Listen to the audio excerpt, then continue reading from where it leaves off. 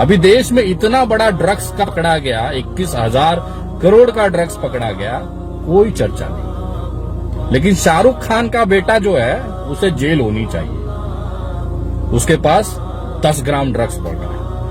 लखीमपुर खीरी में 8 किसान मारे गए, लेकिन रेड कहां हो रही है? मौलाना कलीम सिद्दीकी के घर पर, क्योंकि कोर्ट में हमने गिरफ्तार तो कर लिया, सबूत कहां से लाओगे? 5 लाख हिंदुओं का धर्मांतरण करा दिया मौलाना साहब ने। वाह, ये आरोप है यूपी सरकार के, जो इन्होंने कोर्ट में दिखाए और मांगा 14 दिन की रिमांड कि मुझे 14 दिन दीजिए, हम सबूत जमा करके दिखाना चाहते हैं कोर्ट में। कोर्ट ने ग्रांट कर दिया। अब 14 दिन लगभग पूरे होने आए। पुलिस के पास उनके हाथ में मिला 1 घंटा जो बजा रही है दिन भर। मौलाना कलीम सिद्दीकी जी ना स्कॉलर हैं, इस्लामिक के मौलाना हैं, और जिसे इस्लाम पता होगा ना, रत्ती भर भी जिसे इस्लाम पता होगा ना, वो ये जानता है कि अगर किसी व्यक्ति को, गैर मुसलमान व्यक्ति को लालच देकर, उसके साथ प्रताड़ना कर कर, उसको डराकर, धमकाकर, समझाकर, बुझाकर, अगर किसी भी तरीके से तोड़ मड़ोड़ कर अगर उसे इस्लाम कबूल करा दिया गया, तो ये इस्लाम उस व्यक्ति को अपनाएगा ही नहीं। यही तो नियम है इस्लाम का।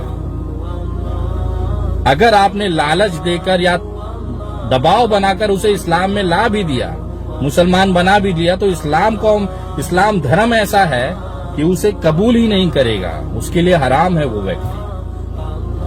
और मौलाना साहब पे आरोप है कि 5 लाख हिंदुओं का धर्मांतरण करा दिया। लाइए सबूत देश के सामने रखिए। हम चाहते हैं कि मौलाना साहब का खुलासा होना चाहिए।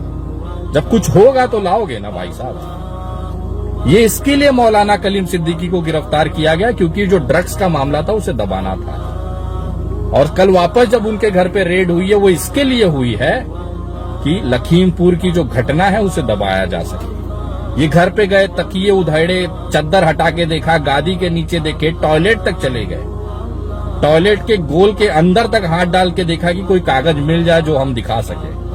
खाली हाथ सब वापस आए हैं। और यकीन मानिए, सब्र देखिए इस्लाम का और देश के मुसलमानों का, कि वो आज भी खुश है, खुशहाल हालत में है। जो नफरत करते हैं मुसलमानों से, बेचारे उनकी जिंदगी झंड हो चुकी है।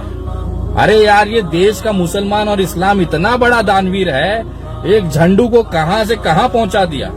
इस्लाम कहता है सब्र रखिए, अपने ऊपर वाले के ऊपर विश्वास रखिए, किसी के साथ गलत नहीं होगा। मेरा सनातन धर्म भी यही कहता है कि अपने धर्म का अभिमान करिए, लेकिन दूसरे धर्मों को सम्मान दीजिए। तो ये सनातन और इस्लाम एक ही है।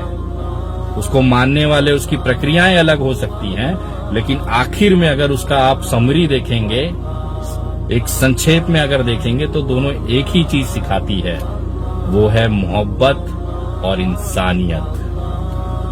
आप नफरत करते रहिए, अब मोहब्बत और इंसानियत बांटते रहेंगे। देश के मुसलमानों को विनय दुबे का सल्यूट है, सलाम है आपके दिए, आपके दिखाए हुए सब्र के लिए।